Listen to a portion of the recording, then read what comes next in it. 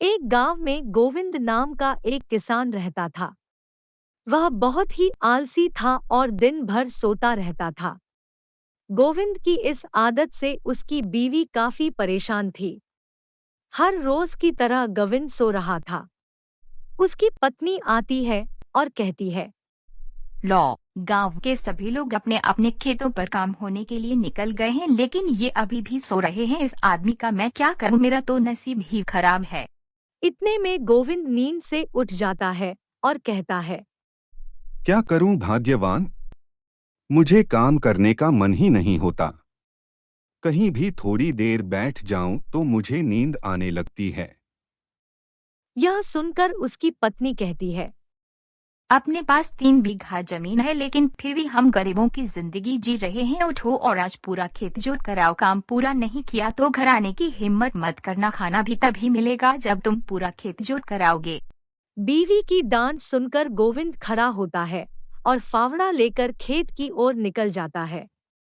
बाहर धूप बहुत तेज हो चुकी थी। वह सीधा जाकर पेड़ की छांव में बैठ जाता है। बैठते ही उसे नींद आने लगती है, लेकिन तभी बीवी की डांट फटकार याद आ जाती है और वह खड़ा होकर फावड़ा चलाने लगता है। थोड़ी देर तक काम करने के बाद गोविंद को पसीना छूटने लगता है। पसीना पोंछते हुए कहता है, थोड़ी देर आराम कर लेता हूं और पानी पीकर दोबारा काम पर ला दूंगा। वह वापस से पेड़ के नीचे जाता है और शीतल जल पीकर थोड़ी देर आराम करता है। आराम करते करते उसे नींद आ जाती है और कब शाम हो जाती है उसे पता ही नहीं चलता। जब गोविंद की नींद खुलती है तो उसके सामने एक बूढ़ी औरत खड़ी होती है। वह कहती है, बेटा, अगर 2 बूंद पानी हो तो मुझे पिला दो, मुझे बहुत तेज प्यास लगी है। हाँ हाँ माजी, मेरे पास पानी है, लो पी लो। गोविंद उन्हें पानी पिलाता है। पानी पीकर वह महिला कहती है, बेटा, क्या तुम्हारे पास कुछ खाने को मिलेगा? बहुत तेज भूख भी लगी है। लेकिन माँ जी, मेरे पास तो खाने के लिए कुछ भी नहीं है।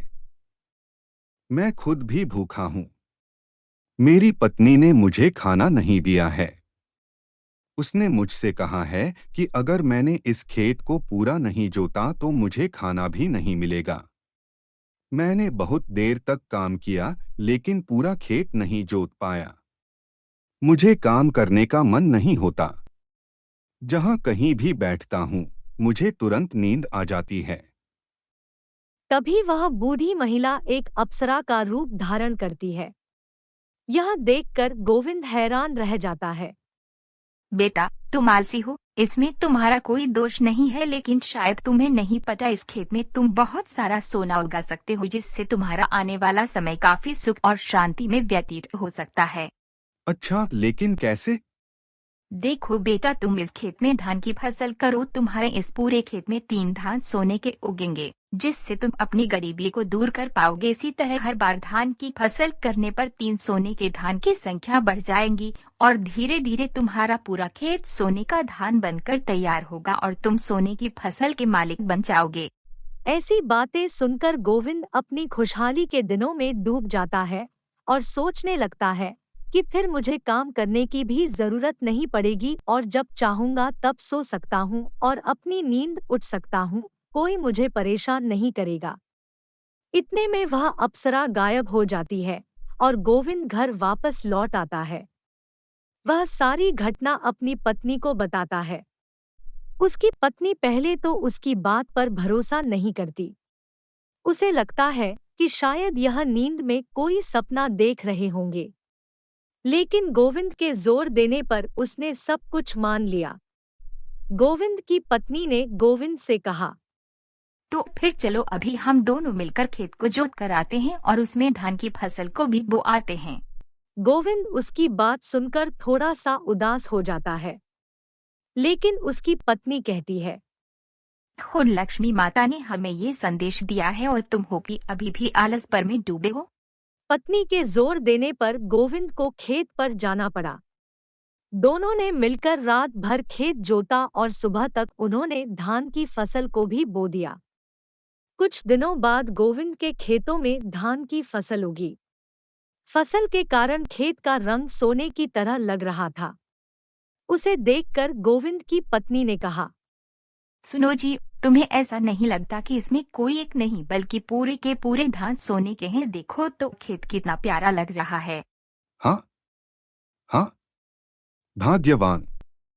लेकिन लक्ष्मी माता ने तो हमें बताया था कि इस पूरी फसल में केवल 3 ही धान सोने के होंगे, बाकी तो सिर्फ धान ही होगा। इसी तरह चलता रहा। गोविंद अपनी फसल का ध्यान रखता, उन्हें समय पर पानी देता और उसकी देखभाल करता। उसकी धान की फसल पककर तैयार हो चुकी थी। फिर गोविंद और उसकी पत्नी दोनों खेत पर आते हैं और उन सोने के धान के ऊपर चर्चा करते हैं। गोविंद कहता है, सुनो भाग्यवान, अब चलो मिलकर उन 3 सोने के धान को ढूंढते हैं। पागल हो क्या? अगर हम इस तरह से खेत में उन सोने के धान को ढूंढेंगे तो कोई भी हमें शक की नजरों से देखेगा और फिर हमें अपने सोने के धान पाने में मुश्किल भी हो सकती है। एक काम करते हैं, हम इस पूरे धान की फसल को काट लेते हैं और धान निकाल लेते हैं। उसके बाद हम उन धानों में उन सोने के धान को भी ढूंढ लेंगे। अरे नहीं, इतनी फसल में अकेले कैसे काट पाऊंगा? मुझसे इतना काम नहीं हो पाएगा। एक काम करता हूँ, गांव से 2-3 आदमी को काम पर लगा लेता हूँ। इससे जल्दी भी होगा और आराम से काम भी हो जाएगा। अगर हम दूसरों से धान कटवाएंगे तो क्या पता वह सोने के धान वही लोग चुरा लें। नहीं नहीं, हम ऐसा नहीं कर सकते। हम दोनों मिलकर ही इस पूरे धान की फसल को काटेंगे। फिर गोविंद और उसकी पत्नी दोनों फसल काटना शुरू करते हैं। तभी गांव के 3 लोग उन दोनों को अकेला फसल काटते हुए देखते हैं तो कहते हैं, अरे गोविंद भाई, अकेले अकेले क्यों लगे हो? फसल तो काफी है, इसके लिए 2 आदमी और कर लेते। नहीं नहीं चाचा, मैं और मेरी पत्नी दोनों मिलकर इस पूरी फसल को आज ही काट देंगे। और वैसे भी साथ काम करने के लिए कोई मिल भी नहीं रहा। अरे नहीं मिल रहा तो चलो हम ही तुम्हारे साथ काम कर लेते हैं। नहीं चाचा जी, हम दोनों ही इस काम को कर लेंगे, आप परेशान मत होइए। ठीक है। अच्छा हुआ जो ये लोग चले गए, वरना सोना हमारे हाथ नहीं लग पाता। गोविंद और उसकी पत्नी दोनों धान की पूरी फसल काटते हैं और घर ले जाते हैं। वे दोनों मिलकर धान और भूसे को अलग करते हैं और फिर उसमें सोना ढूंढते हैं। काफी कोशिश करने के बाद भी सोना नहीं मिलता। इस पर गोविंद और उसकी पत्नी उदास हो जाते हैं। गोविंद की पत्नी गोविंद से कहती है, सुनो जी, सोना तो नहीं है, अब क्या करें? हाँ भाग्यवान, सोना तो है ही नहीं इसमें। एक काम करो तो तुम इस धान को जमींदार को बेच जाओ, वैसे भी हम इस धान क्या करेंगे। गोविंद उस पूरे धान को जमींदार के पास लेकर जाता है। जमींदार गोविंद की फसल देखकर काफी खुश होता है, क्योंकि उसका पूरा धान सोने की तरह चमक रहा था। इस पर जमींदार खुश होकर उस धान के बदले गोविंद को बहुत सारे पैसे देता है, जिसकी गोविंद ने कभी कल्पना ही नहीं की थी। इसके अलावा जमींदार अगली बार के फसल के पैसे गोविंद को पहले से ही दे देता है, ताकि अगली फसल भी वो खरीद सके।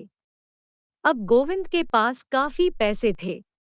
वह उन पैसों को लेकर घर वापस आता है और अपनी पत्नी को देता है। गोविंद कहता है, सुनो भाग्य, सोना नहीं मिला तो क्या? देख रही हो ना, इतने पैसे पहले कभी नहीं थे हमारे पास। हाँ हाँ, सही कहा आपने। मुझे तो यकीन ही नहीं हो रहा है, इतने सारे पैसे एक साथ देखकर। सुनो, जिस देवी ने आपको दर्शन दिए हैं उन्होंने हमें सोना देने को कहा था, लेकिन उस सोने से हम इतना भी पैसा नहीं कमा सकते थे जितना कि हमने अपनी फसल को बेचकर कमाया है। अगर हम हर साल इसी तरह फसल करेंगे तो हमारे पास काफी पैसा होगा, जिससे हम अपनी आने वाली जिंदगी को अच्छे से व्यतीत कर पाएंगे। हम देवी की बात को समझ ही नहीं पाए। उनका असली मतलब तो यही था कि तुम्हारी फसल किसी सोने से कम नहीं है। हाँ हाँ, भगवान सही कहा। अब हम मिलकर हर साल अच्छी फसल उगाएंगे और उसे जमींदार को बेचेंगे। बदले में हमें ढेर सारा पैसा मिलेगा। अब गोविंद और गोविंद की पत्नी मन लगाकर अपनी फसल को सही से बोते, सीखते और उसे बढ़ाकर फसल पकने पर उसे जमींदार को बेच आते। धीरे धीरे गोविंद के पास काफी सारा पैसा आ गया और अब गोविंद और उसकी पत्नी दोनों सुखी सुखी जीवन व्यतीत करने लगे।